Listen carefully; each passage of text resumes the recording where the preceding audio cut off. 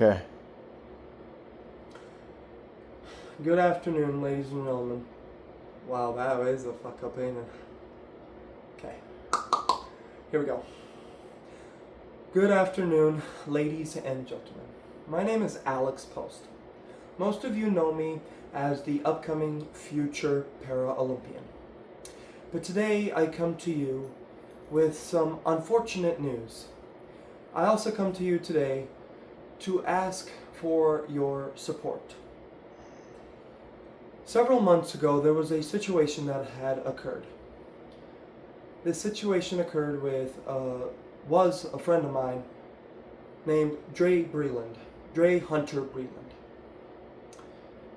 Breland. Most of you know me as a person that wants to be able to inspire people, help people, love, and encourage people. So that's exactly what I was doing with this young man. Well, about June 7th, a situation occurred in my apartment, 310, which was on the 3rd floor. I'll tell you why I said that. So, let's talk about what exactly happened. Both Dre and I were supposed to go out on neighborhood watch like we had been doing for several months before. But when Dre came over, he seemed a little off. I had asked him what was going on, and he said, "Oh, I just had myself a Mike's Hard Lemonade." I said, "Okay, we shouldn't probably go out if you've been drinking." He said, "Well, I really want to go out." I said, "No, let's just not go out." Then Dre had admitted to me that he had alcohol in his water cup, which definitely concerns me when, a guy like him shouldn't be drinking because he's on certain medications, and he shouldn't be mixing it with alcohol. Well, anyway, now I'll be honest, I did have a couple of drinks. That's why I figured maybe it's not a good idea to go out anyway, because I had been drinking, he had already been drinking. So I had told him to put away his gun, because he carried a BB gun. At that time, I did not have my BB gun. I had gave it to a friend for a squirrel problem. You may ask, well, why did you have a BB gun if you cannot shoot it? Well, I had the BB gun because I was hoping to get a modification and possibly go into the Paralympics shooting competitions. I didn't get a chance to do that, so I figured I didn't have any more use for the gun. Well, anyway. So Dre put his gun down on the table. Now, as you can tell, ladies and gentlemen, I have a rare genetic disorder called arthrogryposis. Arthrogryposis affects muscle growth, strength. I also have a lot of joints that are frozen. So I'll tell you why that's so important for me to tell you that. When Dre had laid down his gun on the table, I had grabbed it the best I could. I was just looking at the sights of it. Now, obviously, I cannot pull the trigger, and maybe I shouldn't have been handling a gun while I was drinking. But you and me both know I cannot physically lift a gun straight up at somebody. We also have to remember, I'm 4 foot tall. Dre is over 5 foot. So an incident occurred. Dre got a hold of the gun. He started shooting the gun into different places of my ceiling. And there was also a couple of bullets above my cabinet, and one in through the bathroom door, and several holes in the closet doors. Now, you're probably wondering, why am I telling you this? Well, I'll tell you why. Dre is accusing me of shooting him in the stomach. Now, mind you, there was a hole, or not even a hole, more like a, what would you call it, Scott? In the stomach? Yeah, it was more so of Wound? a sore of Yeah. some sort. It looked like maybe a BB head might have struck him. So, because I do have a little bit of training, I had told Dre to sit down so I could take a look at what was going on around his stomach. And so I put a little bit of hydrogen peroxide, cleaned out the wound, put antibiotic cream, and put a bandage on it. I told him he could either stay at home, or excuse me, he could stay at my apartment or he could go home. The choice was his. Now, ladies and gentlemen, I'm being accused of simple assault. And I'm also being accused of false imprisonment. Now, mind you, I'm 105 pounds. Dre is over 250 pounds. About the same weight as my caregiver. Actually, more than my caregiver. Now, why is that important? Because Dre is also about 1.5 feet taller than me. I cannot physically take someone like him down to the ground, let alone shoot him. I couldn't even take my own caregiver, Scott, down, even if I wanted to. It's not physically possible. Now, after this whole situation happened, we were both, freaking out, didn't know what to do.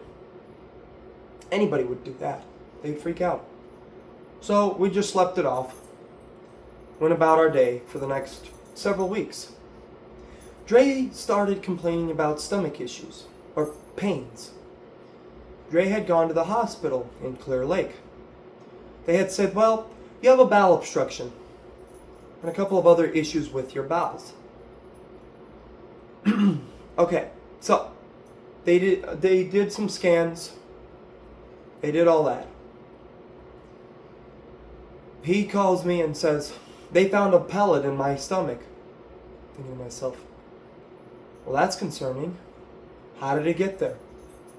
He said, well, I don't know. It was probably after the day you shot me. Mind you, I didn't even know he was accusing me of shooting him. I never once pulled the trigger. So the sheriff's department got involved, spoke to him. A couple more weeks go by. I'm thinking to myself, what's going to happen, Police department comes. 2 officers, mind you. 2 officers come. Thinking I'm a dangerous person. I can't even wipe my own tushy. And they send 2 officers to control me? I mean, come on, people. It's a little bit crazy. I know. We're getting there, though.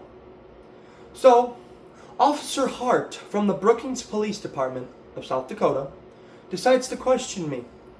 And I explained to her, look, we were both handling the gun, but when I was handling the weapon, I had aimed it down, and I had said, there is no physical way that I could potentially pull the trigger. I may be able to hold a gun, but my finger can't even reach the trigger. So how could I pull it, right? Now, you would think that the officer would write down in the report that I have a disability, that I have to have help with just about everything, besides a couple of things. Well, after the whole questioning thing happens, Dre and I keep going back and forth. I eventually leave it alone, trying to wonder what's going to happen. Several more weeks go by, and I keep questioning the police department, because they had asked for my gun, and so my friend gave him the gun. I don't know why they had asked for the gun when they can't do a ballistic test on a airsoft gun, right? Because it's airsoft. There's no gunpowder. I don't know. So I kept calling and bothering them, wondering what's going on. What's going on with the case? I'd like to be able to move on with my life. I'd like to be able to, continue my training for the Paralympics. They said, oh, you'll be fine. Go on vacation. Do whatever it is that you want to do. Okay. So I did that. Several more weeks go by.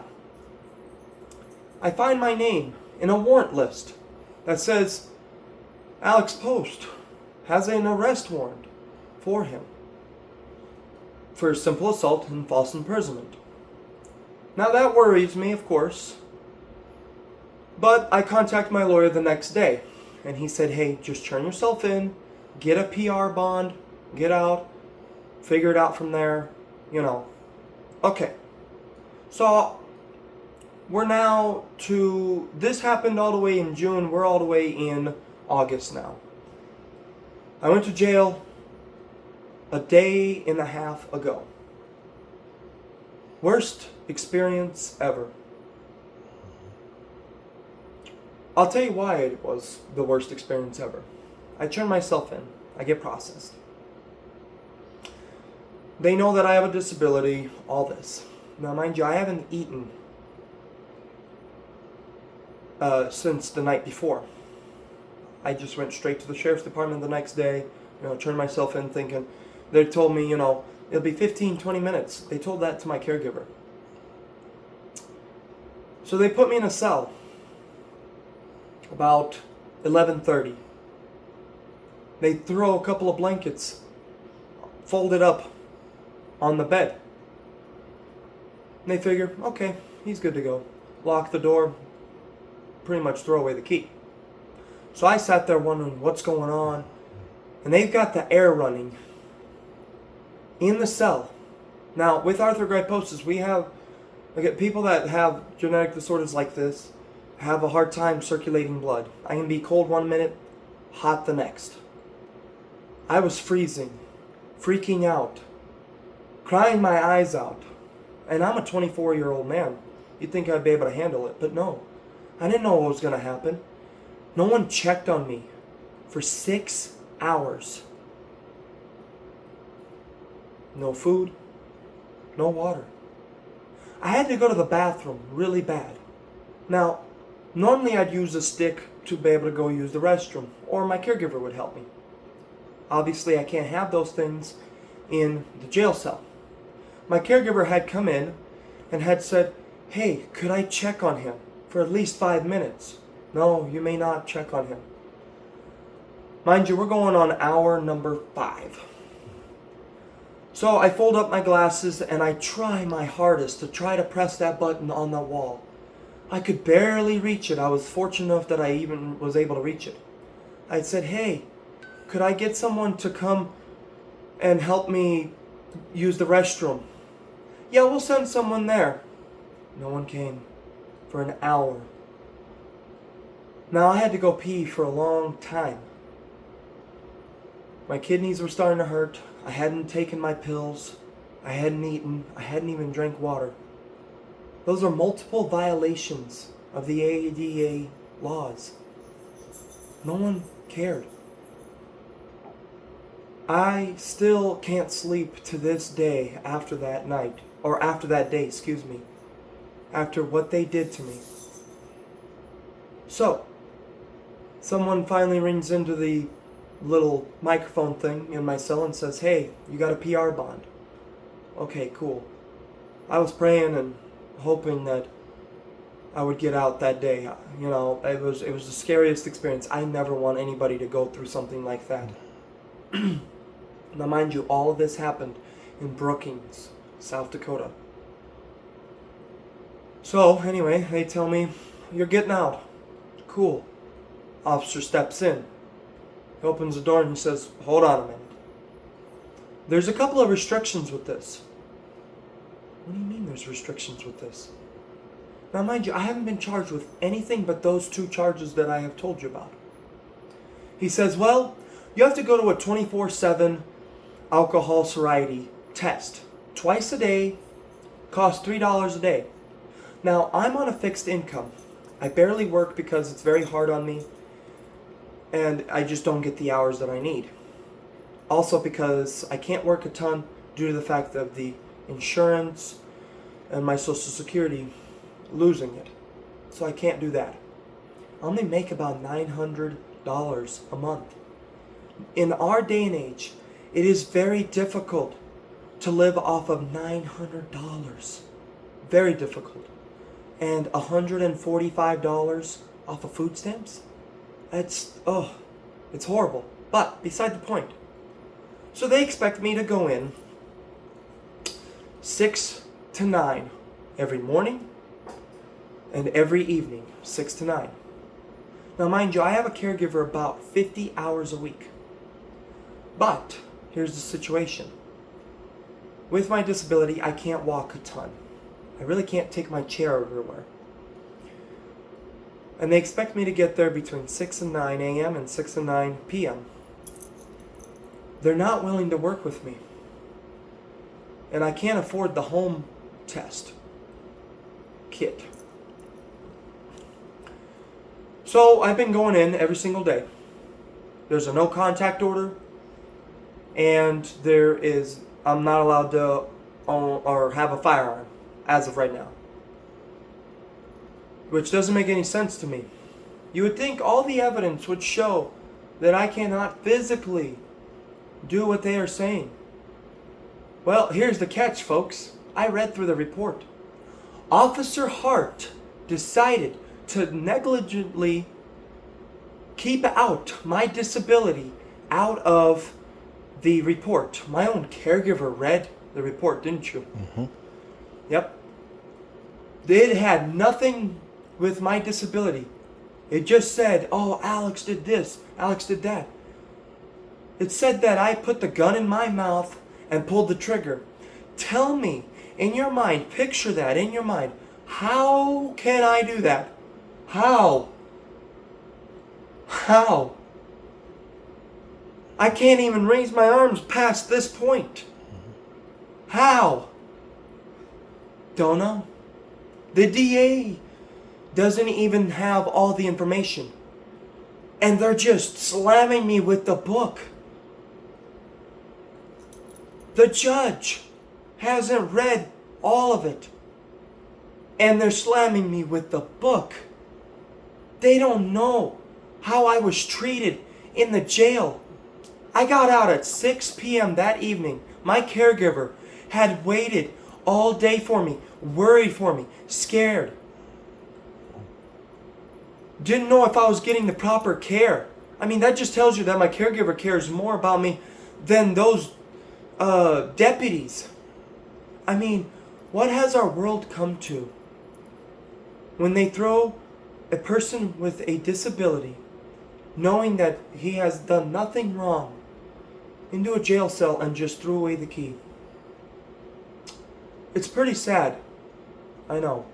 But I'm fighting through it. So why do I come to you? I come to you. I hope this message gets out to the DA, the judge, and whoever else is part of this ordeal. That please drop the case. You know that I cannot do this. I've been around the community for several years. I've been involved with the community. I went to college for several semesters. I've tried to help as much as I can. I'm always trying to inspire. I mean, I'm trying to go to the Paralympics so I can represent my community. It makes it so hard for me to represent a community that goes after people that are innocent and lets people that are guilty run wild. That is just horrible. So please, look at the case again. And please reach out to me and see that I am an innocent man that is trying to simply live his life to the fullest and be able to inspire people, to prevent people from killing themselves. That's all I'm trying to do in life. That's what my parents want me to do in life. They don't want me to be spending time in prison. They want me to be inspiring people. That's what they want me to do. So I reach out to the DA. Please, reach out to me so I can show you how good of a person I am. Also, I'm reaching out to everyone. Tonight, I will be posting a GoFundMe to pay for a disability lawyer. As of right now, I cannot get a free lawyer. They need, the sheriff's department and the jail need to know what they have done is wrong and they cannot get away with it. So help me fight these people so it does not happen to anyone else in my position or just a normal person. No one should have to go through that. Jail should be rehabilitating, not where somebody gets thrown in there and no one remembers them. That's not how jail should be. I will have the GoFundMe below this video at the end of the night. Thank you and God bless.